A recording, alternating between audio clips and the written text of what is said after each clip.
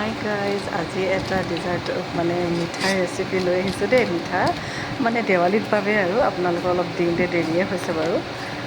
আটা আৰু বেচন দি বনোৱা এটা বৰফি, বৰ সোৱাদ লগা দেই। বনাই চাব।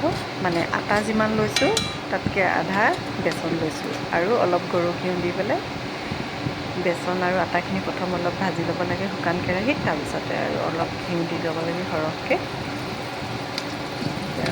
ভাজি থাকিব লাগিব অকণমান সময়, সোনকালে হৈ যায়।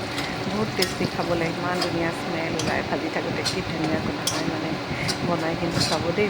অকল দেৱালী বুলি নহয়, যিকোনো মানে আপোনাৰ হেৰিয়াত বনাব পাৰে আৰু।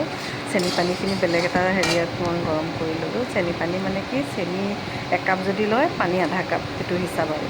তেতিয়া সেই ভজা আটা আৰু বেচনখিনি তাত মানে চেনিখিনি অকণমান আঠা আঠা হ'লে দি দিব লাগে। অকণমান হাতেৰে এনেকৈ চুই চাব লাগে। তাৰপিছত হেৰি কৰিব লাগে, তাৰপিছত ঘিউ অকণমান লগাই থাল এখন ৰেডিয়ে কৰি থ'ব আৰু। যেনেকৈ আমি যে চুজি বৰফিটো কাটোঁ তেনেকৈ টাইপত মানে বস্তুখিনি হেৰি কৰি থ'ব লাগিব, ৰেডি কৰি থ'ব লাগিব মানে একদম লগে লগে গৰমে গৰমে। মানে মোৰ অকণমান দেৰিয়ে হৈ গৈছিলে পটককৈ মানে, সেইটো কাৰণে ৰেডি কৰি থ'ব থাল এখন। এইটো পৰ্যায় হোৱাৰ পিছতে মানে থালখন ৰেডি কৰি তাত লগে লগে ঢালি দিব লাগে।